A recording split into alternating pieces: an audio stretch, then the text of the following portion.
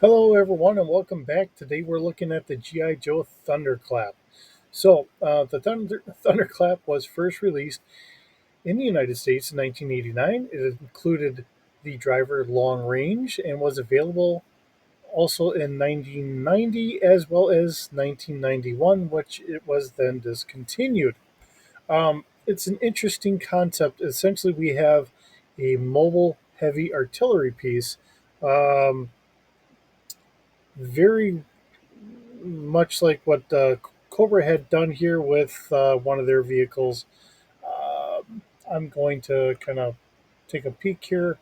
I'm trying to think which one it was because I know we had just done it here for Cobra, but I can't think what it is offhand. Um, uh, I'm just gonna just leave it be. So, um, it's just one of those things.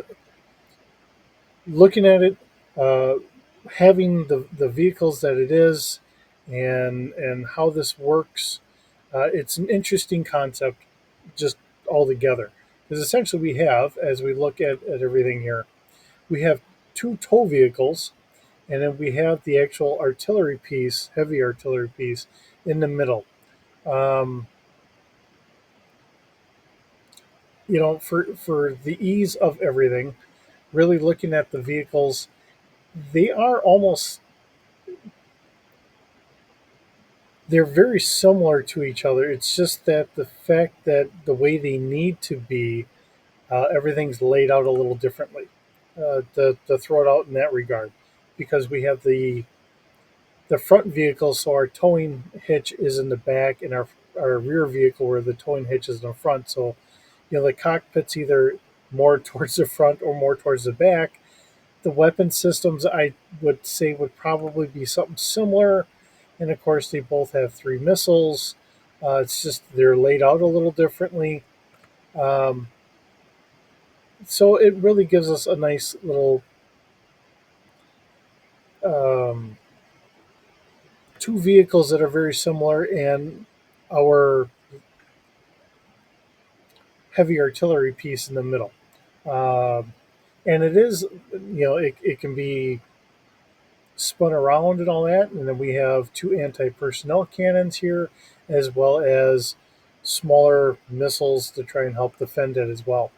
Uh, this is something I would say, really, in a lot of regards, is going to be a rear guard artillery piece.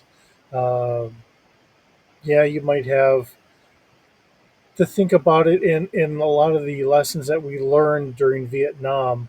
You may have kind of personal insurgents trying to get in and take things out, but I don't think you're going to have a lot of other stuff.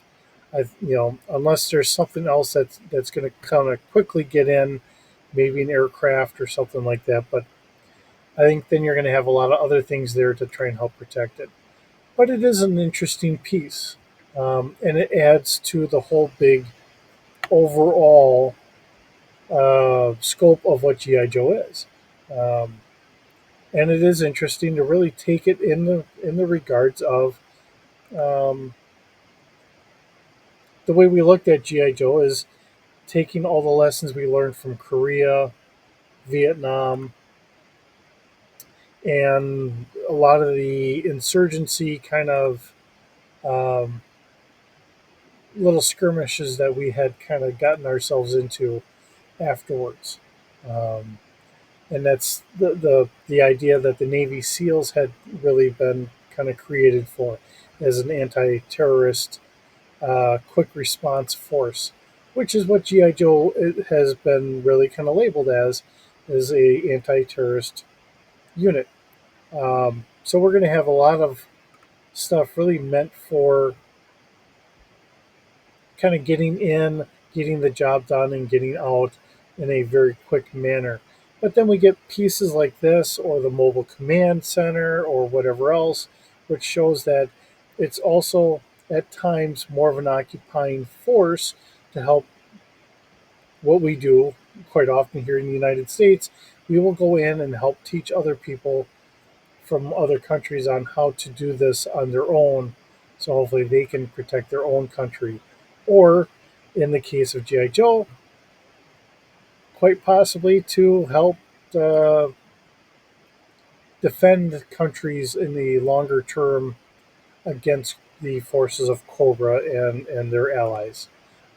Cobra as a whole, including Destro and his forces, the Crimson Twins and their forces, um, Zartan and the Dreadnoughts. You get the idea. Um, so as we keep progressing on, and as time has gone on, because this is well after the movie, so we even have Cobra Law coming around and some of their interesting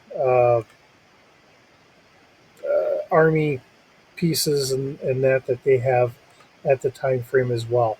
Um, you know, looking at it in that realm of the GI Joe universe, then they have to kind of come up with more interesting things like what we have here, and we're about to swing around.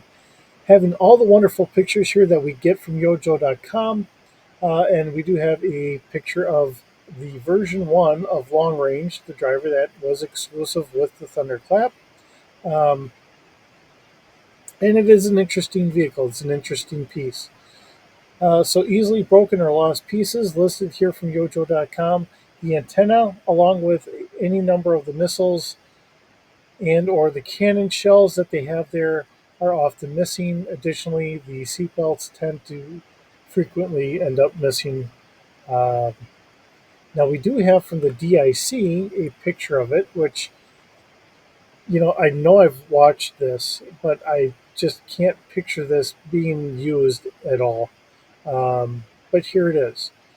Now, personally, and here we have some concept or uh, art contributed by Steve Campbell. Let's see, the thunderclap here on the cover of one of the comics, and on the GI Joe artillery ring. That's kind of neat. And last but not least, the old commercial that they had used for it. So let's see. It does have a price here. So the vehicle construction, the vehicle mold was repainted. Um, nope, there was no other version of this that they know of on Yojo.com. And at time of retail, this sold for $22.99, which is really interesting. Uh, it's another nice piece because it essentially gives you three vehicles and a lot of playtime for a lot of kids. And that really gets to be a huge bonus as kids. Even though as an adult, I can look at some of this and say, it doesn't make as much sense to me in this regard or that regard. But as a kid, when you can get something and it's multiple pieces and you can have extra vehicles, it really does become a huge part of your collection. All right, so let's bring the Thunderclap into our GI Joe D6 universe here. So we'll start off with the cannon itself, and looking at it, I put this at more of a Walker scale for the cannon. Um, Keeping it about 35 feet. So I think it comes out to roughly be 9 meters. I think I calculated that. If I didn't do it correctly, I'm sorry. And just the cannon part itself, I think I'm figuring about a crew of five. Now, I don't have any extra passengers listed for this, and keeping about a 300-pound cargo capacity. Um, I have a full coverage. It's kind of hard to really figure out exactly what I should have on this because depending on where you are, if you're the loader, chances are you're going to be ducked down a little bit more. If you're shooting one of the cannons, you might be at one half coverage, but just being easy, I figured a full coverage here. It is going to be ground level, of course, has no maneuverability, and has no speed because it's a towed vehicle or towed unit. I gave it a body strength of 40. I figured with the cannon itself to make sure it's robust enough to withstand all the pounding it's going to get from hauling the cannon around, the cannon firing in that, it's probably going to be a little bit more robust. So I left it that in that regard for that purpose. Um, Actually, for I have something here, and let's see. I don't think. No, I suppose I'll leave that on there. All right, because what I did is, very much like what I do in a lot of things. I find something similar and I grab it so I can get it started, and then I go through and I change everything that's got to get changed. So, taking this as, like I was mentioning before, from the Cobra vehicle that I had found that was something similar, but it was kind of similar, kind of not, whatever. But it was a big artillery piece. Using that kind of as a basis for this, but now this is different. So then I have to change things, and here we are. Um, because I think the body strength is different. This is at Walker scale, where the other one was all complete speeder scale and all that. All right, so we do have the three missiles, which are all the way in the front there, and I figured that those would be speeder scale. They are a little bit smaller. Um, so fire control is going to be a 3D plus 2, going out to about 5 kilometers, and having a 7D damage per missile. I figured that kind of gives it something here. I think it kind of works out. Now, the turbo laser is going to be at Walker scale, and that's doing 5D damage. Fire control is a 4D. Now, I don't know if that's. There's a part of me that says maybe it should be up a little bit, but maybe not. It is at Walker scale. Most of the stuff we're going to be shooting at is probably going to be more at speeder scale or just in the area.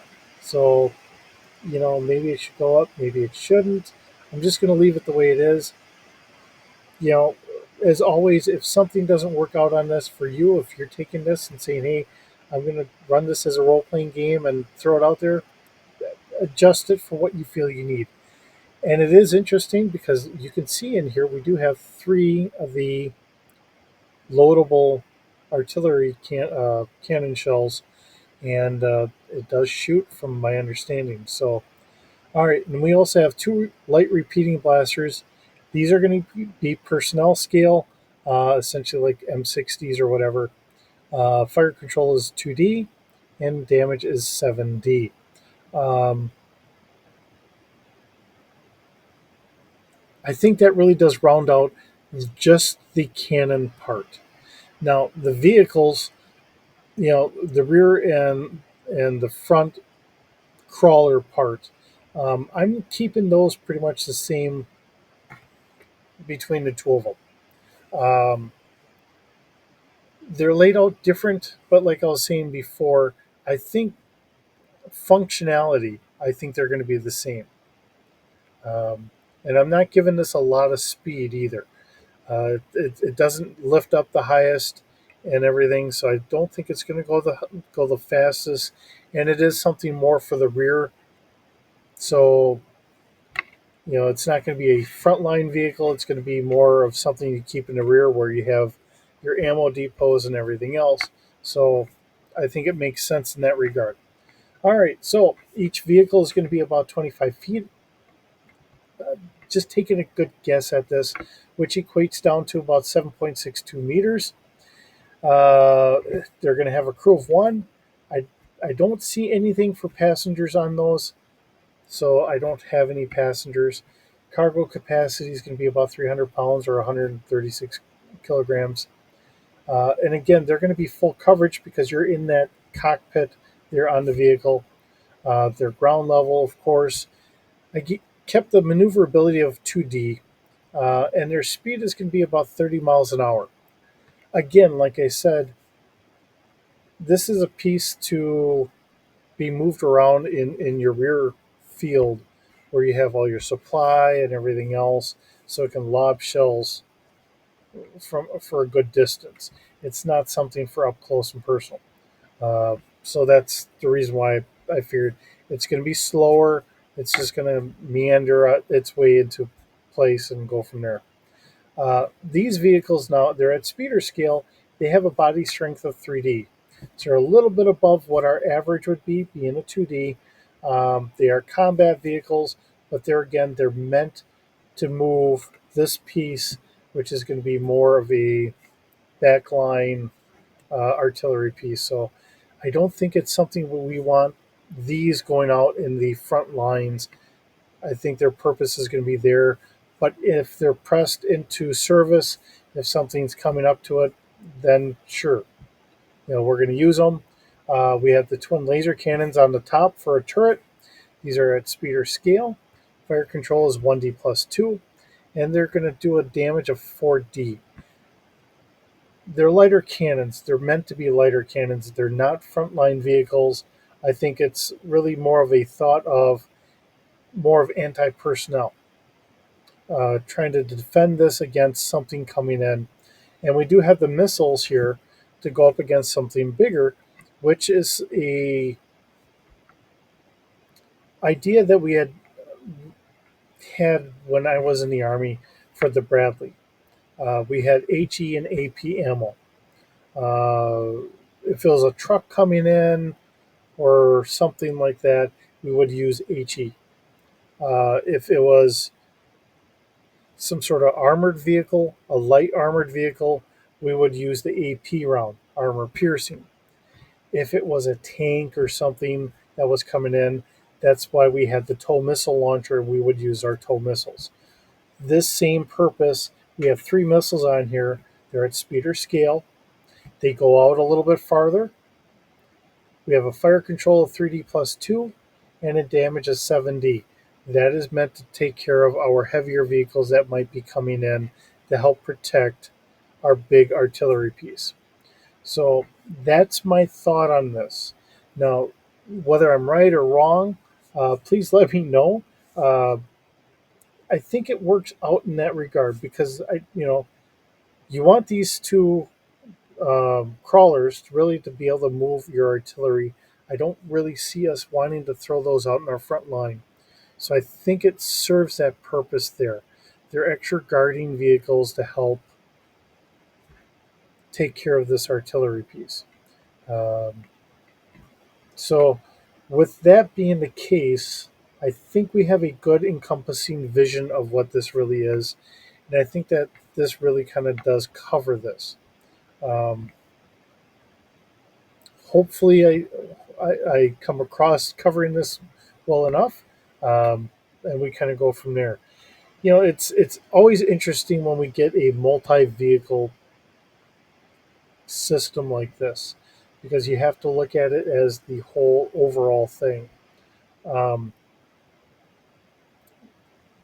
it's nice when it's maybe like an extra vehicle that gets to be a scout vehicle or something that could get thrown off into the front line, but without these two my crawlers here, I really can't move this cannon anymore. So in that regard, I think putting the stats how I did, I think that really works out really well. It's not a fast, these aren't fast moving vehicles. I think that really does showcase what this really would be. Um, and like I said, drop me a comment if you disagree. And you know, I'm I'm always open to see other people's view of what they think this would be. Um, but I think I've hopefully explained my vision of this and why I think it is the way it is. Um, and we just kind of go from there. Uh, but with that, thanks for stopping by. Thanks for visiting. It's always wonderful having you stop by. And we'll see you in the next video.